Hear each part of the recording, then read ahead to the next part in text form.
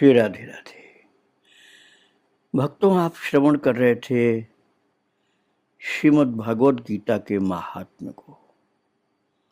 पद्म पुराण में स्वयं भगवान वेद व्यास जी महाराज लिखते हैं और कहते हैं कि शिव जी महाराज ने स्वयं पार्वती माता की इच्छा देख करके गीता जी के महात्म्य को सुनाया था। कल आप 7वें अध्याय का महात्म्य श्रवण किए थे। अब आज आप 8वें अध्याय का महात्म्य श्रवण करने प्रारंभ कर रहे हैं। भगवान शिव जी कहते हैं, देवी अब 8वें अध्याय का महात्म्य सुनो। उसके सुनने से तुम्हें बड़ी प्रसन्नता होगी। लक्ष्मी जी के पूछने पर भगवान विष्णु ने उन्हें इस प्रकार 8वें अध्याय का महात्म्य बतलाया था। दक्षिण में आमर्दकपुर नामक एक प्रसिद्ध नगर है। वहां भाव शर्मा नामक एक ब्राह्मण रहता था, जिसने वेश्या को पत्नी बना करके रखा था। वो मांस खाता था, मदिरा पीता था, श्रेष्ठ पुरुषों का धन चुराता, पराई स्त्री से व्यभिचार करता और शिकार खेलने में दिलचस्पी रखता था। वो बड़े भयानक स्वभाव का था और मन में बड़े बड़े हौसले रखता था। एक दिन मदिरा पीने वालों का समाज जुटा था। उसमें भाव शर्मा ने भरपेट ताड़ी पी, खूब गले तक उसे चढ़ाया। अतः अजीर्ण से अत्यंत पीड़ित होकर के पापात्मा कालवश मर गया और बहुत बड़ा ताड़ का वृक्ष हुआ। उसकी घनी और ठंडी छाया का आश्रय लेकर ब्रह्म राक्षस भाव को प्राप्त हुए कोई पति पत्नी वहां रहा करते थे। उनके पूर्व जन्म की घटना एक प्रकार से ऐसी थी कि एक कुशी बल नामक ब्राह्मण था, जो वेद वेदांग के तत्वों का ज्ञाता था, संपूर्ण शास्त्रों के अर्थ का विशेषज्ञ और सदाचारी था। उसकी स्त्री का नाम कुमति था। वो बड़े खोटे विचार की थी। वो ब्राह्मण विद्वान होने पर भी अत्यंत लोभवश अपनी स्त्री के साथ प्रतिदिन भैंस, कालपुरुष और घोड़े आदि बड़े दानों को ग्रहण किया करता था, परंतु दूसरे ब्राह्मणों को दान में मिली हुई कौड़ी भी नहीं देता था। खुद दान लेता रहता था, दूसरों को देता कभी नहीं था।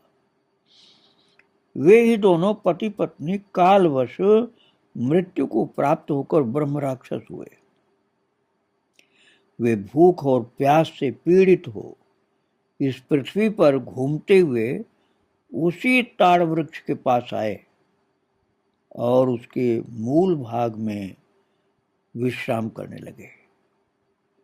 इसके बाद पत्नी ने पति से पूछा, नाथ, हम लोगों का ये महान दुख कैसे दूर होगा तथा इस ब्रह्म राक्षस योनि से किस प्रकार हम दोनों की मुक्ति होगी? तब उस ब्राह्मण ने कहा, ब्रह्म विद्या के उपदेश, अध्यात्म तत्व के विचार और कर्म विधि के ज्ञान बिना किस प्रकार संकट से छुटकारा मिल सकता है? ये सुनकर के पत्नी ने पूछा, किम तद्ब्रह्म किमध्यात्मम किम कर्म पुरुषोत्तम? पुरुषोत्तम वो ब्रह्म क्या है, अध्यात्म क्या है और कर्म कौन सा है? उसकी पत्नी के इतना कहते ही जो आश्चर्य की घटना घटित हुई उसको सुनिए। ये जो कहा था ना उसकी पत्नी ने, किम तद ब्रह्म किम अध्यात्मम किम कर्म पुरुषोत्तम।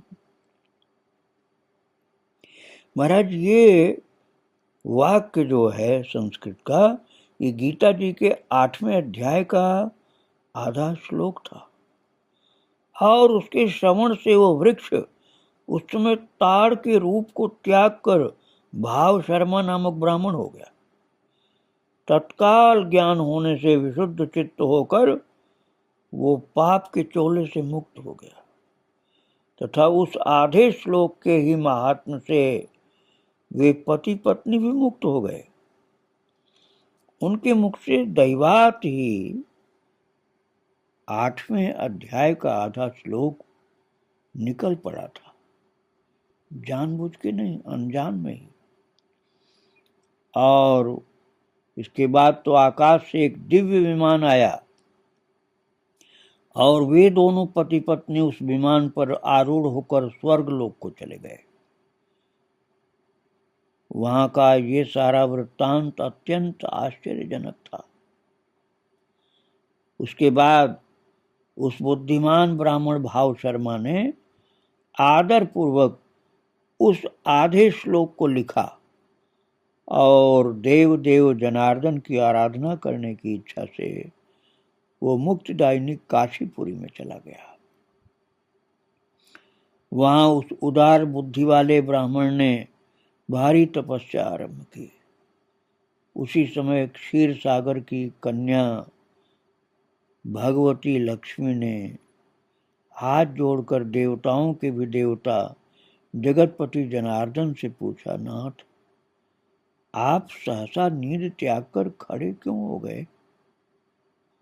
श्री भगवान बोले, देवी, काशीपुरी में भागीरथी के तट पर बुद्धिमान ब्राह्मण भाव शर्मा मेरे भक्ति रस से परिपूर्ण होकर अत्यंत कठोर तपस्या कर रहा है।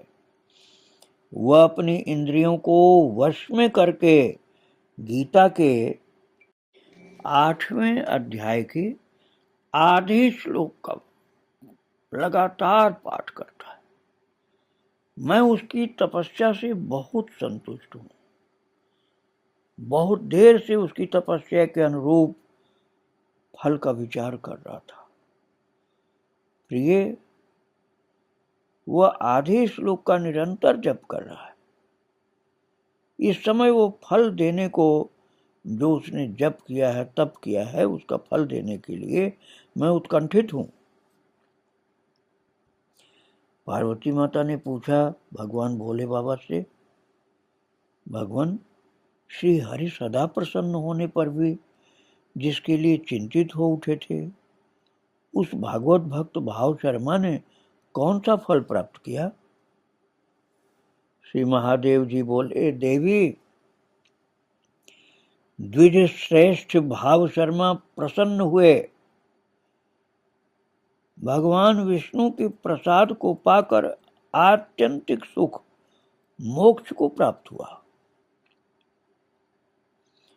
तथा उसके अन्य वंशज भी जो नरक यातना में पड़े थे, उसी के शुद्ध कर्म से भगवत धाम को प्राप्त हुए।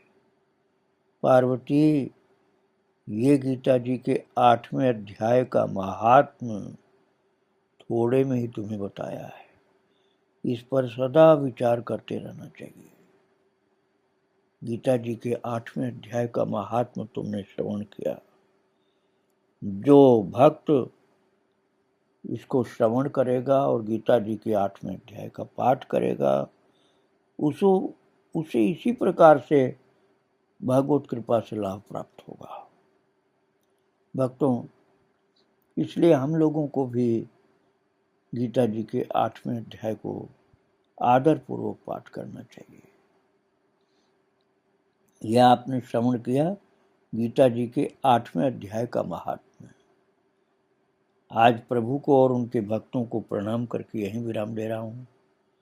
कल आप 9वें अध्याय, गीता जी के 9वें अध्याय का महात्म्य श्रवण करेंगे। आज यहीं पर विराम दिया जा रहा है। वृंदावन विहारी लाल की जय, राधा रानी की जय। जय जय श्री राधे श्याम, जय जय श्री सीताराम।